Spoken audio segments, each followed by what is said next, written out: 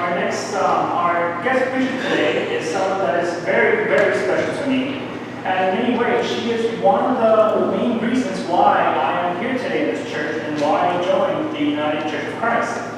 I met Lisa for the first time at Coral Gables Congregation of the United Church of Christ when I was hired to film their associate pastor to do some sermons there. And I had no idea what the UCC was. I had no idea what any of us were. And when I first went to the church and Lisa was talking about starting into expanding her family, I just was impressed about how awesome the UCC was and how every variation of family was welcomed and accepted and embraced and affirmed. And in many ways, for that reason, I am UCC today. So thank you, Lisa, for being there. And that was almost 10 years ago. Yeah, like 10 years ago. So I'm very proud and very excited to welcome her into our pulpit. And she is now in Chicago Theological Seminary, which is a seminary that I have applied for. And she is going to lead us today in worship. So let's give her a big welcome.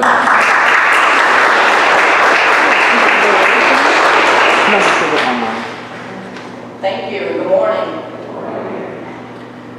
The scripture reading for today is from Luke 8, verses 26 to 39. Then they arrived at the country of the Gerasenes, which is opposite Galilee.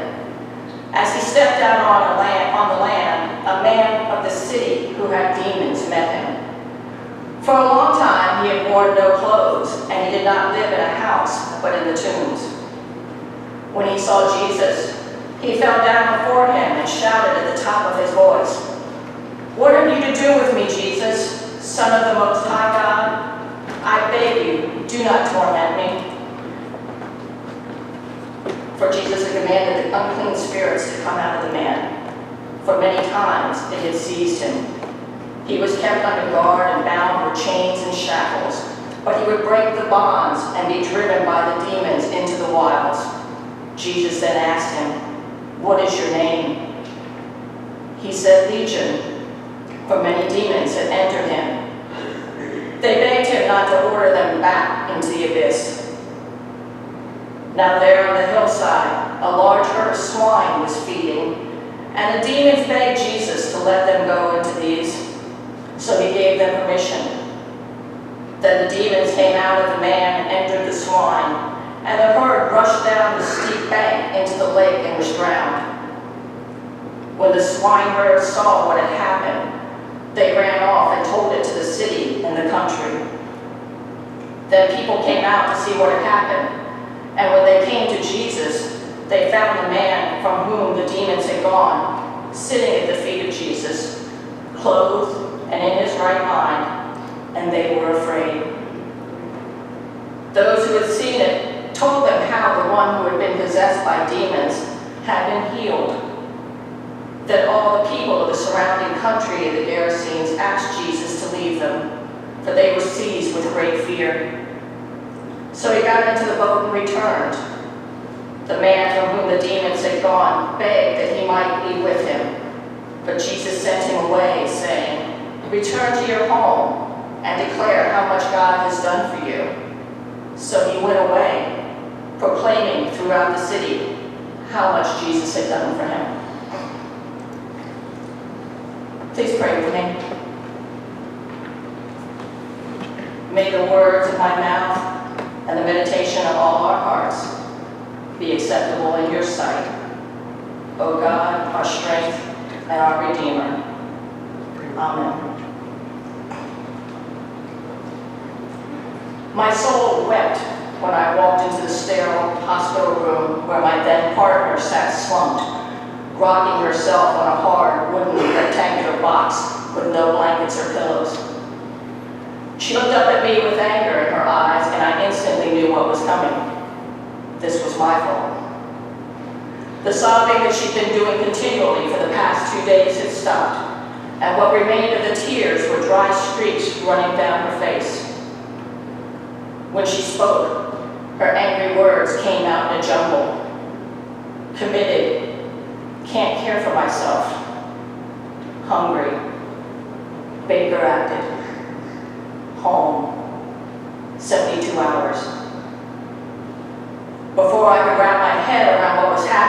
there was. Why did you do this to me? Earlier that day, I raced home from work at lunchtime and found her on the floor, crying uncontrollably as she has been for 2 days. We can't go on like this, I explained to her as I picked up the phone and dialed 911. When the paramedics came, I explained that she'd been like this since the psychiatrist had changed her medication several days earlier. They managed to get her off the floor and into the ambulance. I felt a wave of relief come over me. She'll get help now. They'll find a way to fix her. I'll get some sleep tonight. Hopefully she'll be home soon. I went back to work that afternoon for a meeting, a decision that I later regretted. After I finished, I drove to the hospital. I'd been to this hospital with her before, which made it all the more surprising when I wasn't directed to the emergency room. Instead, I was told to go down a different hall to an area known as the psychiatric hold ward. My mind was trying to process this detail as I walked down the hall to the room where I found her. When the nurse said the words Baker acted, they seared through my mind. That can't be, I thought. They only Baker acted people who were... Oh, I see. Yes, I understand. I waited with my partner until the ambulance came to transport her to the psychiatric facility, and I followed in my car as they drove across town. When she arrived at the facility, the staff didn't want to let me in, but finally relented because she wasn't cooperating and they needed her medical history. The rules were different at this place. My soul wept again as I watched as they directed her to remove her shoelaces and her belt, informed her that she could not have her favorite body washes and shampoos brought from home. She could not keep her cell phone. Slowly, layers of her humanity seemed to peel away. I'll never forget the scared, confused, sorrowful look on her face as they closed the door, leading her down a hall that I was not allowed to enter. It was my eyes that wept all the way home to the slow, steady beat of the windshield wipers clearing away the falling rain. The next Sunday, I sat in church, unable to speak of what had happened to anyone. How do you talk about such things when they're not a part of our everyday conversation, when the subject of mental illness carries so much stigma and misunderstanding? Instead, I wept quietly. Inwardly, my whole being was crying out as I tried to process all that had happened. From my own experience as a caregiver from someone with mental health challenges, I know the loneliness and isolation can be part of the journey. The stigma associated with mental illness casts a wide net, often capturing within it not only the person affected, but the caregivers as well. Family and friends often fall away because it becomes too difficult to deal with the everyday realities.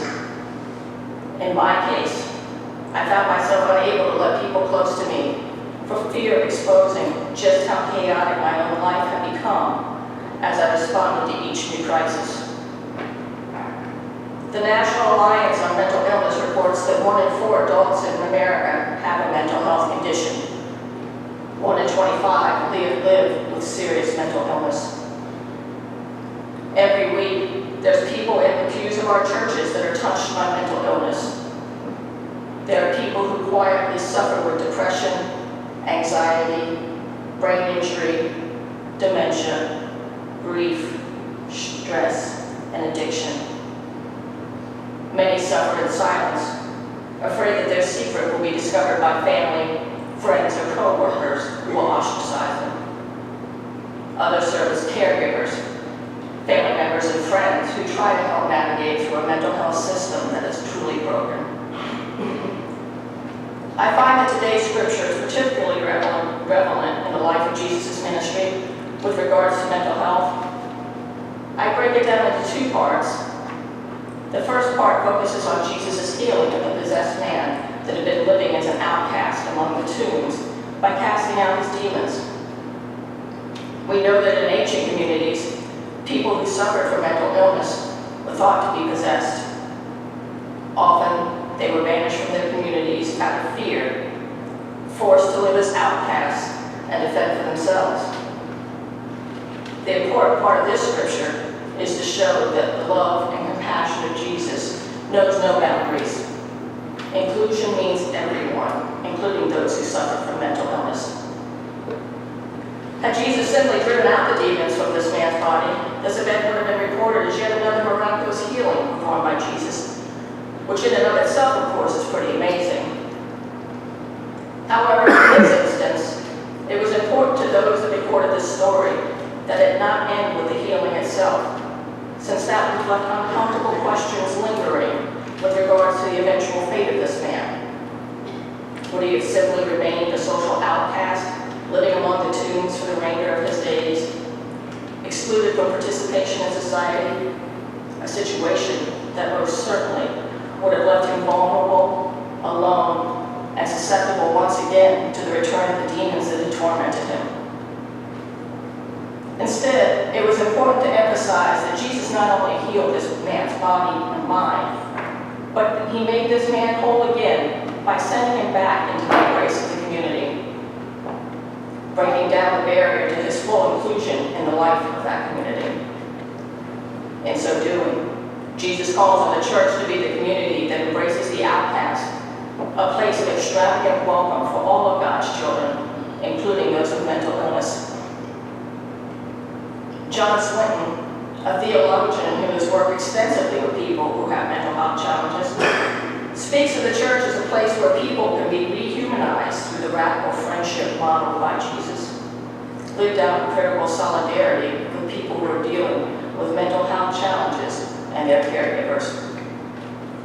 He states that the church can only truly call itself a community when it reveals inclusive love, and it can only reveal inclusive love when it realizes the limitation of its human-made boundaries and strives to build a space for love, a space in the midst of the complexities of theology and tradition, a space which all persons can be enabled to be themselves in the company of others. Over time, my life changed, and my ex-partner and I parted ways. But the experiences that I had as I tried to help her navigate the murky waters of mental illness stayed with me. As someone who was dead, I know how transformational it was for me to find that church that accepted me unconditionally for who I was, a child of God. It is such a gift to find the loving embrace of a church community that lives out God's call to love your neighbor without question.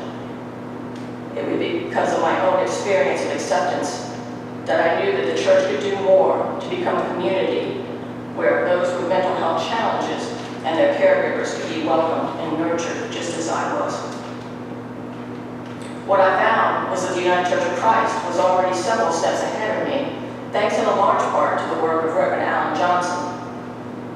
Alan's son was a teenager struggling with substance abuse when he was diagnosed as bipolar. The journey Alan embarked on with his son has not been an easy one. It's included multiple hospitalizations, doctors, and medications. Alan has recounted that as a parent, many times he just held on for dear life to the roller coaster ride of fighting violence in his days. Over time, he became attuned to the signs that his son was unbalanced, moving once again to a manic state. His son's now in his 40s, and Alan describes him as thriving in his life.